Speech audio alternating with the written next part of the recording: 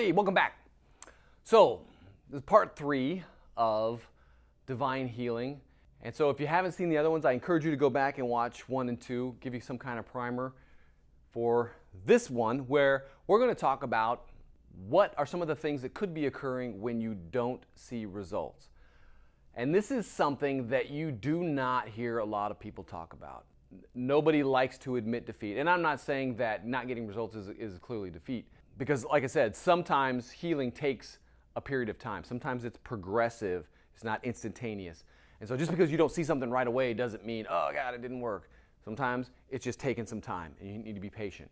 However, there are times, particularly when somebody dies and you go, okay, well, it didn't work. And I'll give you a couple examples, and I pondered about this a lot. It bothered me when things don't seem to manifest or the healing doesn't seem to take place. First example, and I've talked a lot about Curly Blake because John G. Lake Ministries is actually where I was ordained as a minister. So Curly Blake was relaying a story that happened to him, and he was somewhere. He travels a lot. He's around, and he's another one that will pray for anybody that asks prayer. So somebody he was doing a seminar somewhere, and during the afternoon break, somebody had asked him, hey, can you come out to the house? Somebody's getting ready to die. It was urgent. They needed him. Per usual, Curry was like, yeah, I'm there.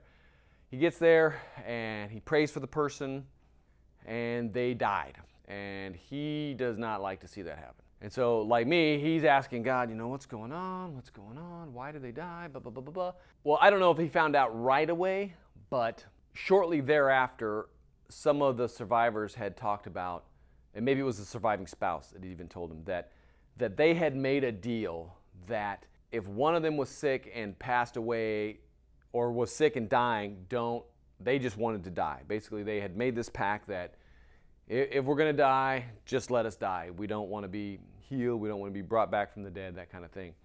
And so that's one. I mean, if you're praying for somebody, especially if it's a life or death thing, or somebody has died and they're not coming back, sometimes agreements that people make you can't violate their will.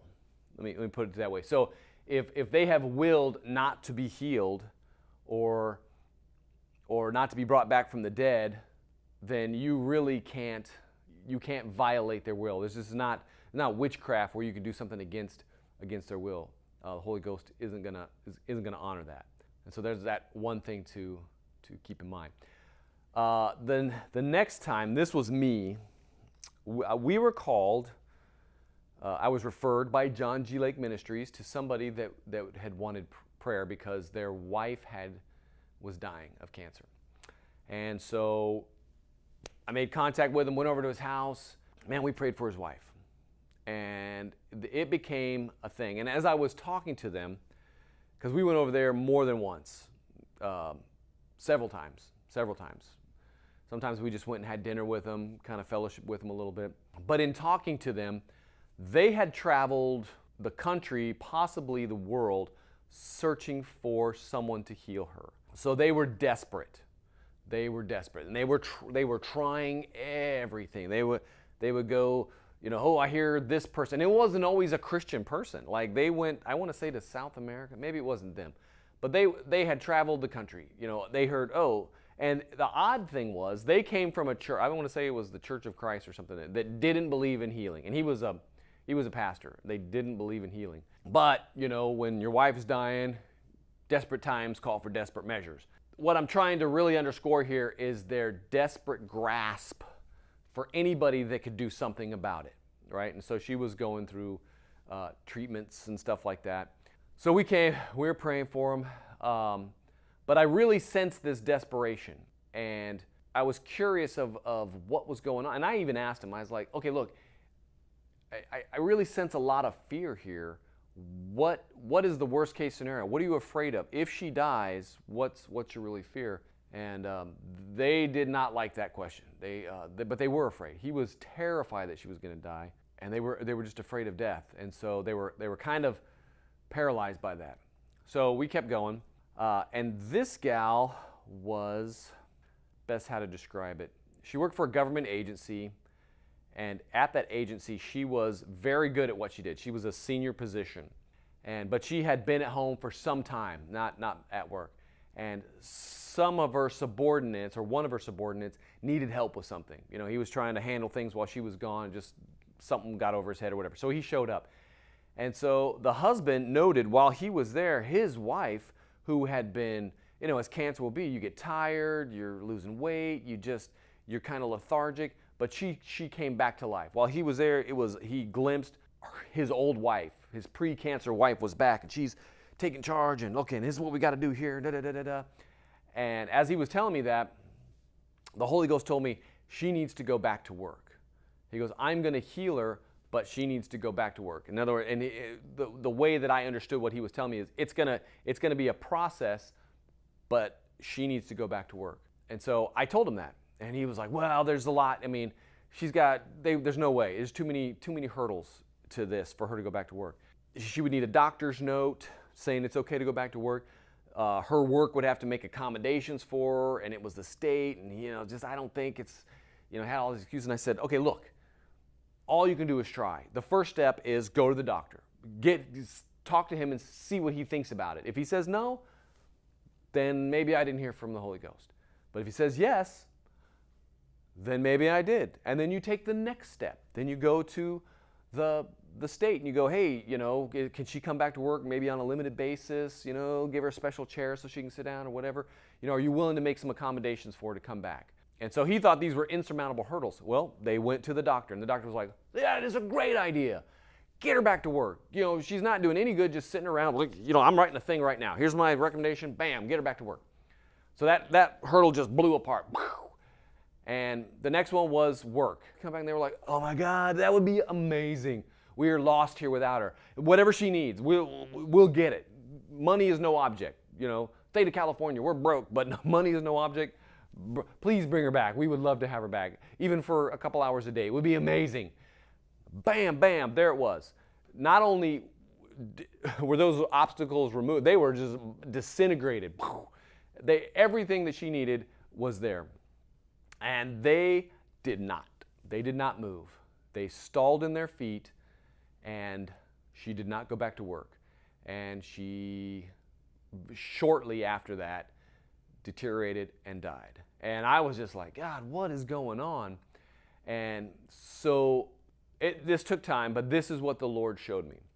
Is one, because they were so desperate for healing, He wanted them to know that He was the one that healed her. And not me, not any of the other people, none of the numerous people they had gone to try and get her healed. And so He was going to heal her by a process prescribed by the Holy Ghost. And that process was go back to work, and I will heal you little by little by little by little, and you'll be restored. But then you will know I'm the one that did it. And so, because I told them, this is what the Holy Ghost said you need to do. It wasn't my idea, the Holy Ghost. So they knew this was the path that God wanted you to go. But they were afraid. They were afraid. And so again, I was spending some time thinking about it. And so the Lord showed me a picture of a dad in a pool in the deep end, kind of standing there, with his little child on the, and he's like, come on, jump to me, it'll be fun. And the kid's like, no, I'm afraid, I don't know, and he's kind of, the more the dad encourages the kid to, I will catch you, we've all either done this or we've seen other parents doing it. And then, no, and the kid's getting so worked up and is crying, and eventually the father just like, it's okay, come on. And so he gets out of the pool and takes him back down to the kiddie pool and puts him in the kiddie pool because it was literally having a little kiddie meltdown. And it's like, it's okay. The parent's not mad at the child. It's just, it was too afraid to make the leap. And he said, that's these people. They were too afraid to make the leap. It would have been okay. They would have been healed. They just were too afraid to make the leap. And that was a revelation to me, because a lot of people would say, you disobeyed God and now you're going to suffer and blah, blah, blah, blah, blah. And it wasn't a thing with God. He didn't love them any less.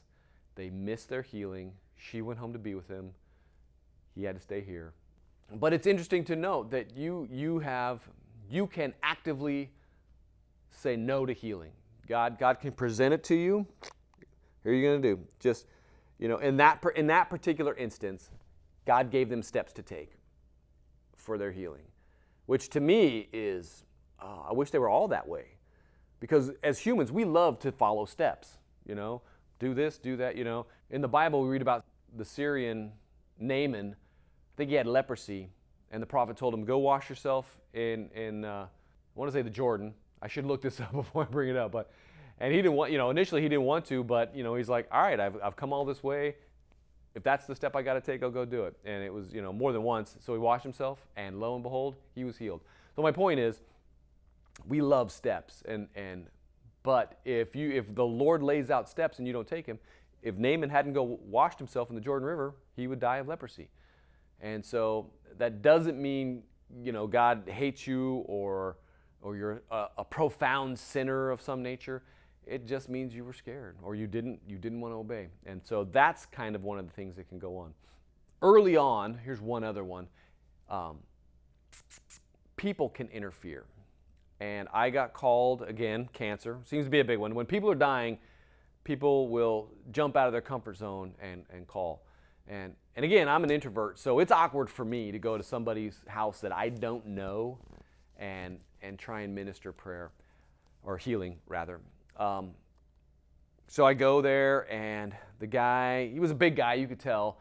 And in the late stages of cancer, big guys look like little guys in a fat suit. That's their skin doesn't fit anymore. It's way too big for them. And so he was there, and he was an older guy, weak, but I had remembered some of the testimonies of a gentleman named Smith Wigglesworth, who was a healing evangelist back in the 1800s, and he did some phenomenal stuff. And he was, if you look up healers on Google, his name is bound to come up. And he has some pretty outrageous testimonies. But the way he liked to work was tell people to do stuff they normally couldn't do. I remember one where there was a man without a foot, and he wanted prayer, and Smith just said, I want you to go and go try on some shoes. And it sounded ridiculous, but Smith had a track record of healing people. So he went to the shoe store. The guy, he was like, I'd like to try on some shoes. And the guy was like, okay, that's odd, but whatever. He wants to sell a pair of shoes. So he set it down, and the guy put his ankle stump in the shoe, and his foot grew out. And so he got a foot. And so I remember that kind of stuff. So I got there and I talked to it. And so the older guy there, his wife and maybe a daughter were there. And ideally, I like to just be alone with the person that needs prayer. I don't necessarily like looky-loos or people. That's just me. But I'm not going to be rude and kick people out either. But I asked him to get up. After we talked a while, I said, hey, do you think you could get up? And he's like, yeah, I think I can. And I had prayed for him a little bit. And he had like this little bar hanging over his thing. And he started to pull himself. And he's like, yeah, I think I can get up. And his wife or daughter, I don't recall, came in and like, whoa, no, you don't, nope. And she like made him lay back down and put the kibosh on the whole thing. But he was stepping out in faith and doing the things that he couldn't do. He was getting up. And by his own admission, I think I can do it. And he started getting up. And sometimes it's that action that just overcomes that illusion of sickness that I mentioned about, I think, in the second part.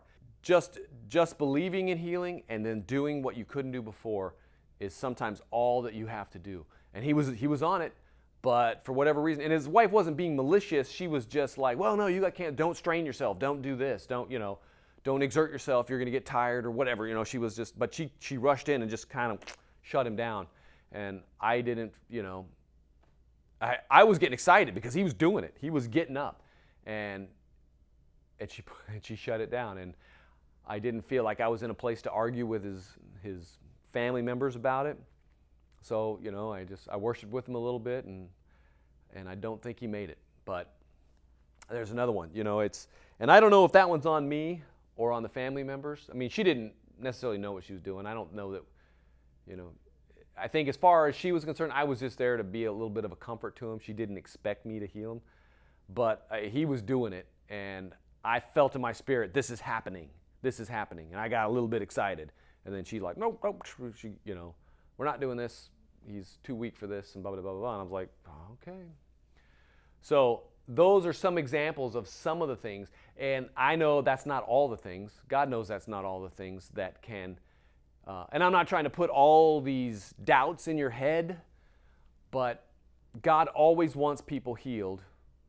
Sometimes it doesn't work. And I just want to shed a little bit of light on some of the reasons and some of the circumstances that can hinder the manifestation of healing. But it doesn't, don't let that stop you from being encouraged. It doesn't stop me. I hope this helps a little bit. If you have some comments, leave them below. Or questions, I'll get to them. And other than that, be blessed.